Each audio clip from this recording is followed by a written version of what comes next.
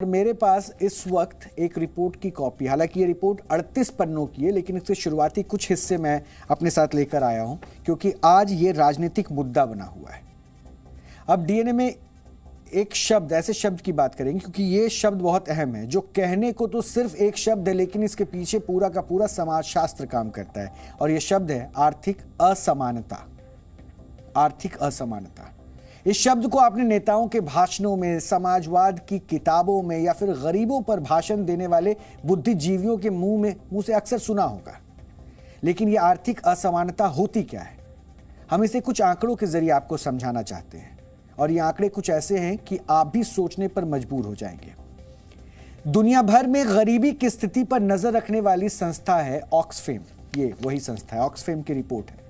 इसने भारत को लेकर एक रिपोर्ट जारी की और ये रिपोर्ट बताती है कि समाज का एक तबका तो और अमीर होता जा रहा है लेकिन दूसरा तबका और गरीब होता जा रहा है।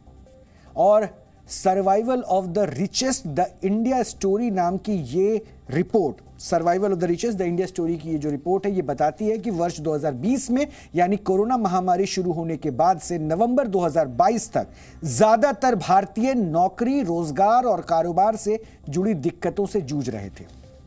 उनकी सेविंग्स खत्म हो रही थी। लेकिन उसी दौरान भारत के अरबपतियों की संपत्ति में 121% का इजाफा दर्ज किया गया, यानी इनकी संपत्ति औसतन 3,608 करोड़ रुपए प्रति दिन तक बढ़ी है। और यह रिपोर्ट बताती है कि आज देश की 40% से ज्यादा संपत्ति पर सिर्फ 1% लोगों का कब्जा है, जबकि देश की आधी आबादी यानी कि 50% लोगों के पास पूरे देश की सिर्फ 3% संपत्ति ही है। इस रिपोर्ट में यह दावा किया जा रहा है।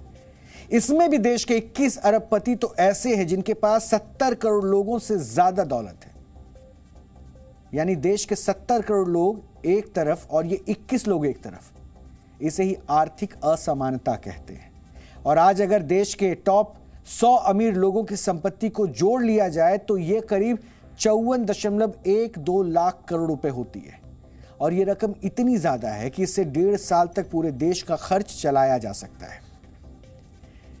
लेकिन इससे भी ज्यादा हैरान करने वाली बात यह है कि देश में भले ही अरबपति और उनकी दौलत में बेहिसाब इजाफा हो रहा हो, लेकिन टैक्स देने के मामले में उनकी हिस्सेदारी घटती जा रही है, जबकि देश में गरीब लोग अमीरों की तुलना में कहीं ज्यादा टैक्स चुका रहे हैं। ऑक्सफैम की यह रिपोर्ट दावा करती है कि वर्ष 2021-22 में सरकार ने जीएसटी के जरिए जितने भी टैक्स वसूले, उसमें 64.3% हिस्सेदारी आर्थिक पायदान पर सबसे नीचे मौजूद 50% लोगों की है, जबकि जो सबसे अमीर 10% लोग हैं, टैक्स कलेक्शन में उनका योगदान सिर्फ 3% है। इस रिपोर्ट के अनुसार अगर भारत के 10 सबसे अमीर लोगों पर 5% टैक्स लगा दिया जाए तो इससे इतनी रकम मिल सकती है कि जिससे देश के सभी बच्चों को स्कूल भेजा जा सकता है। और अगर इन अमीरों पर सिर्फ एक बार 2% टैक्स लगा दिया जाए तो इससे भी इतनी राशि मिल जाएगी जिससे अगले 3 वर्षों तक सभी कुपोषित लोगों को पर्याप्त भोजन मुहैया करवाया जा सकता है। अब इस रिपोर्ट में कई सारे दावे किए गए और जाहिर सी बात है इस पर सियासत होनी थी, और वही हुआ। विपक्ष को एक मुद्दा मिला है, विपक्ष ने अब इसको लेकर कई सारे सवाल सरकार के सामने रख दिए। लेकिन यह रिपोर्ट थी क्या, यह बताना बहुत जरूरी था, इसलिए यह विश्लेषण हमने आपके बीच में रखा।